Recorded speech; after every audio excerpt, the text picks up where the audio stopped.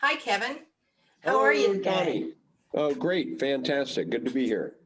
Thank you very much for agreeing to do one of our Espresso chats. Um, we're going to talk a little bit about the Dementia Society of America and you. And so let's kick it off with tell us how you got involved in this and what this means to you, and then we'll take it from there. Okay. Okay. Well, first of all, this is that espresso chat, right? So I've got a Yeah. little espresso going on here. Okay. I've got mine from the University of Maryland. Okay, go ahead. Good. Well, excellent. So, just a brief background on the Dementia Society. So, we were started almost 8 years ago, 2013. I had a professional career in sales and marketing, and in and around the early 2000s, my wife started to develop some challenging behavior, I'll put it that way. And we really didn't know what was going on. So we went through she didn't realize that she had the challenging behavior. Um, but we ended up meeting with a marriage counselor at first. And then we moved on to, I brought in the primary care physician that we shared. We saw a psychologist, a psychiatrist, and ultimately got connected to the Penn Memory Center at University of Pennsylvania, and they did a neuropsych workup. And this was over many years. This was not just a short span of time. And I also, early in those days, once we kind of knew where we were headed, although we might have not have had the type of diagnosis that I would have hoped for. This was the mid 2000s. I did hire a care manager. And so that's a whole kind of interesting story unto itself.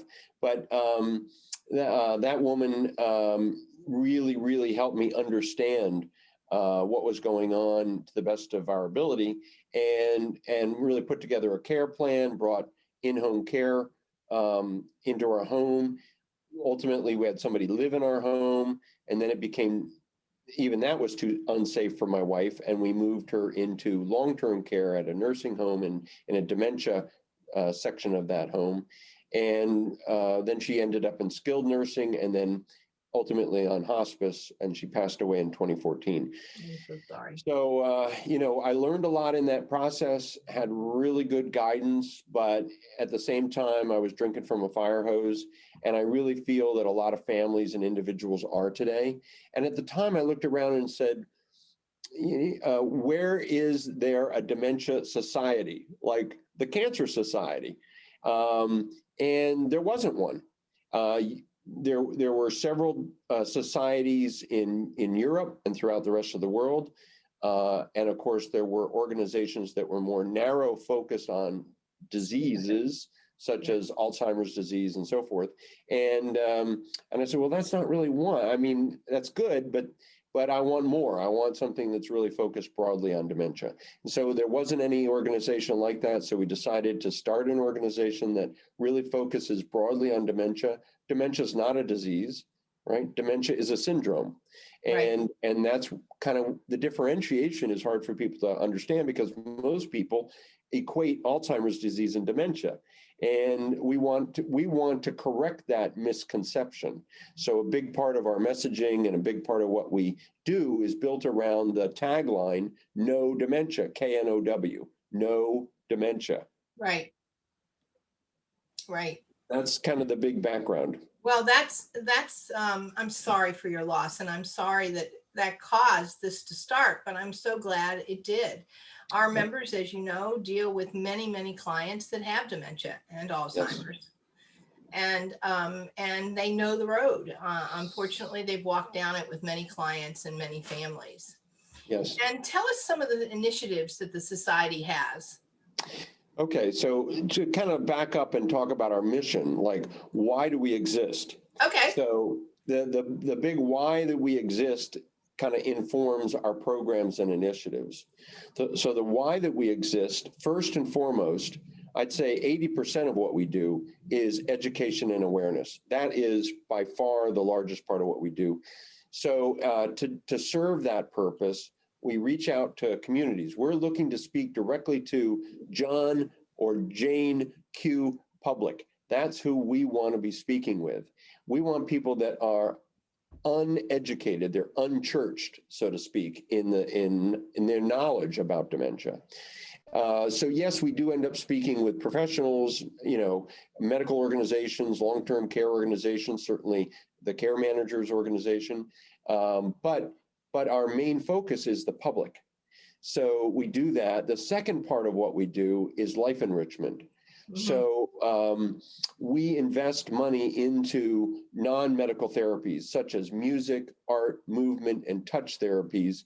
And we fund those programs throughout the United States in other nonprofit organizations such as adult daycare, long-term care, maybe community initiatives that are going on. We will help, and we have grants for that run every year. We issue those grants. And then the last thing that we do is we invest in recognition of people. So we recognize caregivers. It may be as simple as sending somebody a certificate saying, hey, you've done a great job. Thank you so much. Because that goes a long way. Yeah, family calls us and says, my care, the person that cares for my mom or my husband has just been phenomenal. Can we get something to say thank you? Right. And we put that together. And sometimes we drop in a gift card or who knows what, a little surprise. We also look to recognize innovators. So people that have come up with a product or an app or a service, and it runs the gamut, everything from transportation services to singing programs to you name it. And then lastly, we do put money into research, what I would call basic research. So we're looking to give seed money to people that are doing interesting things on the fringes, all right? We're not necessarily putting money into the gleaming glass towers of the pharma companies. There are organizations that do that, and that's okay. That's right. But we're interested in people working at the university level who are trying to get larger NIH grants. And we want to help them get those larger grants so that we leverage our money with them. So those are things that we put money into, and it's a significant part of what we do. So in terms of initiatives that kind of come off of those spokes of the wheel, so to speak, we have 1-800-DEMENTIA. So people can call 1-800-DEMENTIA and ask basic questions, get basic answers. We send them a package of information. We've sent out thousands of them and helped thousands of families across the United States and Canada. And it basically, they don't know what they don't know. And so we give them kind of a breadth of knowledge. That's number one. Number two is we have a resource directory. And this is a resource directory that's zip code based. So basically, somebody can say, 90210, what's in the Beverly Hills area, and they can find out elder law, adult daycare, in-home daycare, or what have you, and care managers. So we want care managers to be in that directory, and we have a number of them, but we want all of them. I mean, we use your directory oftentimes to inform us about who is local. Who's where, right? Exactly. And so we're providing our callers with a printout of maybe 5 or 6 local care managers that are ALCA care managers. And we say, call 2 or 3 of these, talk to each one, see if there's a fit.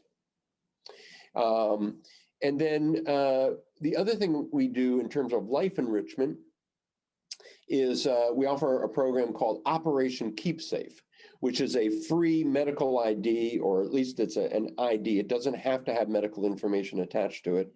But we will give this kit away to a family so that they can get a bracelet on their loved one or themselves. And a lot of organizations charge for these, anywhere from $50 to $100. These are free from us. We do have a limited number that we give away every year, but they are free. And we do offer them through care managers as well. So if one of your care managers, I'll even say our care managers, because I'm innocent, we're in cahoots together. I love working with you. And if somebody in Tempe or somebody in Portland or somebody in Augusta, Maine is a care manager and they have a loved one working with a family that has a loved one that needs an ID because they elope, right? Right. Because they leave the home unexpectedly and they're trying to go to someplace, we'll give that kit to them and then they can help that family put the bracelet on the person. That's great. We should put that. I'm going to ask Courtney to put that in one of our e-flashes. That's great because I don't think our members know that. And so that would be very, very valuable. Well, Kevin, I want to thank you for the support that you've given to Aging Life Care Association over the years, and particularly at the conference and now as an alliance with us. Thank you so much for the work that you do. And I'm so glad that you're doing it. Somebody out there needs to. So thank you again. And I'll hope to see you in Florida next year at our conference next April. It's still floating from last month, so let it go. And thank you again for all your support. And I look forward to talking to you soon. It's a two-way street. Thank you. Be well. Thank you.